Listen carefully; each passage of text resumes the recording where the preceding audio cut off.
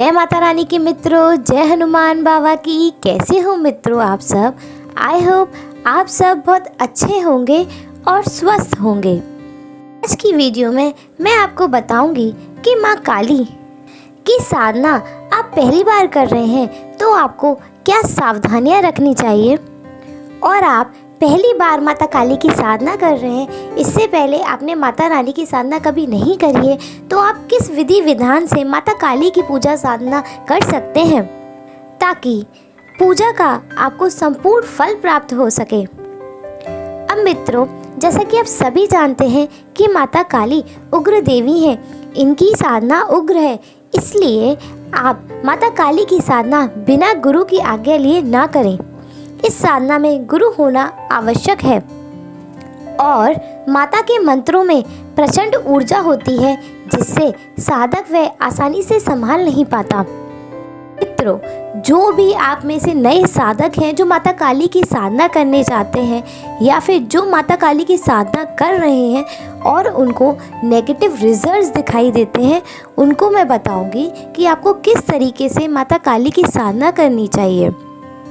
जैसा कि आप जानते हैं कि माता के अनेकों स्वरूप हैं। माता अपने भक्तों को शीघ्र फल प्रदान करने वाली वरदायिनी है।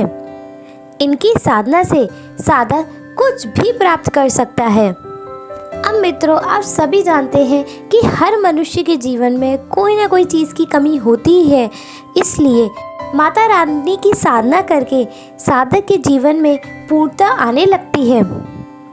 तो आइए जानते हैं माता काली की साधना कैसे करें, किस विधि से करें। तो अब मित्रों, आपको करना क्या है, आपको अच्छे से स्वच्छ होकर माता रानी की सेवा में बैठ जाना है। आपको एक पट्टा या चौकी लेनी है, उसके ऊपर लाल रंग का कपड़ा बिछाइए और उस पर माता रानी की तस्वीर या मूर्ति अगर आपके पास पहले से है तो वो लगा दीजिए चौकी पर।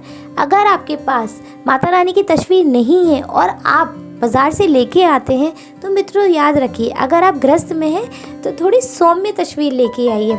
आप अपने घर में उग्र तस्वीर ना रखें माता रानी की, आप तस्वीर रखिए माता रानी की और उनके साथ में ही एक गणेश जी की भी तस्वीर रखिए। और सबसे पहले आप गणेश जी का पूजन करें, आप उनको रोली लगाएं, चावल लगाएं, भोग अर्पित करें, ऐसे ही माता रानी के तिलक लगाएं और आप चौकी पर एक दीपक जलाएं और गणेश जी को लड्डू का भोग लगाएं और गणेश जी से सबसे पहले प्रार्थना करें कि गणेश जी, हम जो साधना उठाने जा रहे हैं उसमें हमें सफलता दिलाएं। उसके बाद आप माता काली को प्रणाम करें और अब सबसे पहले आप गणेश जी के मंत्र की माला करें, ओम गम गणपते नमः। इसकी आप एक माला जाप करें क्योंकि सर्वप्रथम गणेश देवता ही हर साधना में आते हैं। अब इस मंत्र के बाद आपको ओम नमः शिवाय की जाप करना है। भैरव बाबा की माला करनी है, वो रहेगी बटुक भैरव की, क्योंकि आप मित्रों अच्छे से जानते ही होंगे कि बिना भैरव की पूजा के माता रानी की पूजा नहीं लगती। आप किसी भी देवी मंदिर में जाते हैं, वहाँ माता रानी के दर्शन करते हैं, लेकिन अगर आप भैरव बाबा के दर्शन नहीं करते तो माता रानी के दर्शन भी मान्य नहीं होते। उसी प्रकार अगर आप कोई भगवती या देवी की साधना कर रहे हैं और आप उनके भैरव की माला या मंत्र नहीं करते तो उनकी साधना असफल रहती है। इसलिए मित्रों, आपको बटुक भैरव की साधना, बटुक भैरव के मंत्र अवश्य करने चाहिए। माता काली की साधना से पहले जो भैरव बाबा होते हैं वो माता रानी के गढ़ होते हैं। बटुक भैरव भोलेनाथ का सौम्य स्वरूप है, तो आपको इनके मंत्र की एक माला करनी है और मंत्र रहेगा ओम बटुक भैरवाय नमः। ठीक है मित्रों, सबसे पहले आपको गणेश जी का मंत्र करना है, ओम गम गणपते नमः। उसके बाद आपको शिव जी का मंत्र करना है, ओम नमः शिवाय।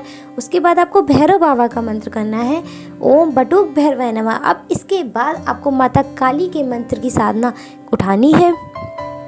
अब मित्रों, इतना करने के बाद आपको लेना होता है संकल्प। अब आपको संकल्प कैसे लेना है, एक छोटी सी लुटिया में आप जो पूजा में के स्थान पर जल रखेंगे उस लुटिया का पानी अपने हाथ में लेना है और बोलना है कि माता रानी, मैं आपकी साधना 11, 21, 41 दिन इतने दिन करने जा रहा हूँ। और अगर आप जैसे कि ओम क्रीम कालिकाय नमः मंत्र कर रहे हैं तो आपको बोलना है, माता रानी मेरा नाम ये है, मेरा गोत्र ये है, और अब मैं आपकी इस मंत्र से साधना उठाने जा रहा हूँ या जा रही हूँ, और मैं इस मंत्र को लगातार 21, 41 दिन करूँगा। और यह मंत्र आपको माता रानी मिले। अगर आपके पास कोई रीज़न है साधना करने का कि मेरा ये रीज़न है कि मुझे ये हो जाए, या माता रानी के दर्शन हो जाए, या मेरा काम हो जाए, तो आप उस संकल्प को बोलिए कि माता रानी मेरी ये विश पूरी हो जाए। और अगर आप बस अपनी खुशी से माता रानी की सेवा कर रहे हैं तो आपको बोलना है कि माता रानी मुझे अपनी तरफ से किसी फल की कामना नहीं है, मैं बस चाहता हूँ कि मेरी पूजा आप स्वीकार करें। तो इसके बाद जब संकल्प आप ले लेंगे उसके बाद आपको मंत्र करना होता है। माता काली का आपको जो भी मंत्र दिया गया हो आप वो कर सकते हैं, या फिर आप माता रानी का जो मंत्र है ओम क्रीम कालिकाय नमः, इस मंत्र को भी जाप कर सकते हैं। ये मैंने अपनी पहली वीडियो में भी डाला है। और मित्रों यकीन मानिए ये बहुत ही चमत्कारिक मंत्र है, आप इस मंत्र को करके देखिए। इस मंत्र को करने के बाद आपको जो पूजा आपने की है उसे माता रानी को समर्पित करनी है कि माता रानी मेरा आज का इतना मंत्र पूर्ण हो चुका है, ये आपको मिले, आप तक पहुँचे। और मित्रों आपको जो इस पूजा में आसन लेना है वो आप काले रंग का आसन लीजिए, ठीक है। और उसके बाद आपका जो जल बचता है आप उसको या तो पौधे होते हैं, पेड़ पौधे, उसमें डाल दीजिए, उसी दिन डाल दीजिए या फिर नेक्स्ट डे डाल दीजिए। आप दूसरे दिन जो साधना करने बैठेंगे उससे पहले ही आप कोशिश कीजिए कि उसको पेड़ पौधों में चढ़ा दें।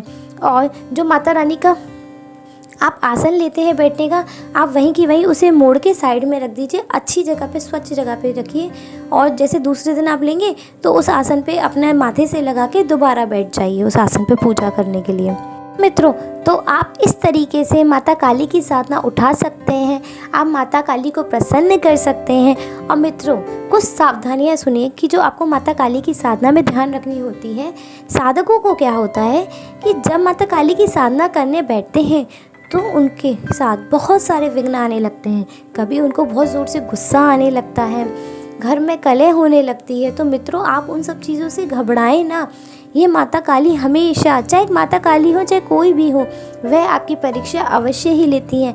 आपका स्वास्थ्य बिगड़ने लगता है, आप पूजा नहीं कर पाते, आपकी पूजा छूटने लगती है। मित्रों आपको सावधानी से इस पूजा को कंटिन्यू करके सक्सेस पानी होती है, तभी आपका मंत्र सिद्ध होता है, तभी आपकी साधना सफल होती है। और मित्रों जब आप 21 दिन या 41 दिन जो संकल्प लिया होता है उस साधना का पूर्ण हो जाता है, लास्ट में आपको दशांश हवन करना आवश्यक है। ऐसे ही मित्रों आज के समय में मंत्र सिद्ध नहीं होते, हवन आवश्यक करना होता है। तो आप या तो जायफल से हवन कर लीजिए, कपूर पर जायफल रख के जला दीजिए और माता रानी का मंत्र कर लीजिए, या फिर अगर आपके पास हवन सामग्री है तो आप हवन भी कर सकते हैं। मित्रों ज़्यादातर सभी मंत्रों के हवन एक जैसे ही होते हैं, तो आप कोई भी मन साधना उठाएं तो उसके बाद हवन अवश्य करें, तभी आपको पूर्ण सफलता मिलती है।